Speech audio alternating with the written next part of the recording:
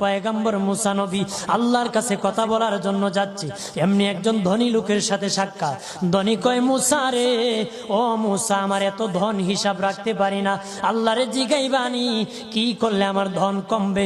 মুসা নবী কয়, ঠিক আছে জিগাইব। একজন বৃদ্ধার সাথে, একজন মহিলার সাথে দেখা। মহিলা কয়, মুসা কই যাও, কই যাও রে মুসা? মুসা নবী কয়, তোর পাহাড়ে যাব, আল্লাহর সাথে কথা বল। মুসা রে, আল্লাহরে জিগাইবানি, আমি গরিব মানুষ, আমি ভালো কিছু কিনতে পারি না, ছেলে মেয়েকে ভালো কিছু খাওয়াইতে পারি না, ভাঙ্গা গোর, এত গরিব, ভালো করে ঘর বানাইতে পারি না, আল্লাহরে জিগাইবানি কি করলে আমার উন্নতি হবে, ধনী হব, টাকা পয়সা হবে, আল্লাহরে জিগাইবানি। আল্লাহ মুসা নবী কয়, ঠিক আছে, আল্লাহরে জিগাইব, তুমি কেমনে ধনী হইবা?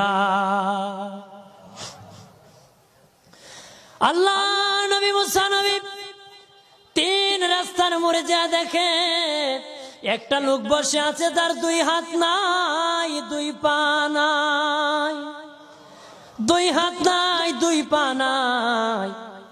ওই লোক ডাক দিয়া কয়, মুসা রে, জীবনে কোনোদিন নিজে হাঁটতে পারি নাই, নিজ হাতে খেতে পারি নাই, কেউ খাওয়াইলে খাই, নতুবা উপবাস থাকি, বৃষ্টি আসলে ভিজি, সেখানে আমি আবার শুকাই।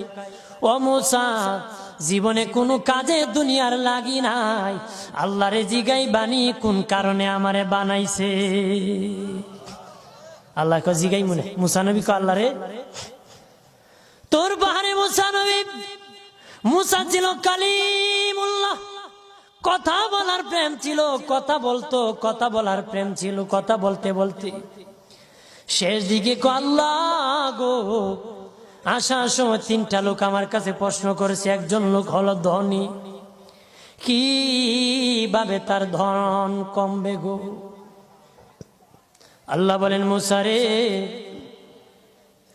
তারে জানায়া দাও, যাকাত দেওয়া যেন বন্ধ করে দে, শুকরিয়া আদায় করা যেন বন্ধ করে দে, তাহলে আমি প্রভু আল্লাহ সুবহানাহু ওয়া তাআলা তার ধন কমায়া দিব। যদি শুকরিয়া আদায় বন্ধ করে, তাহলে ধন আমি কমাই দিব।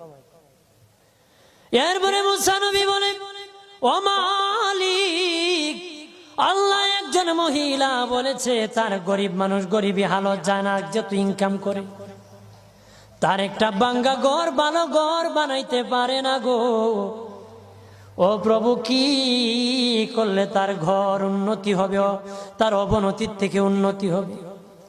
আল্লাহ বলেন, মুসা রে,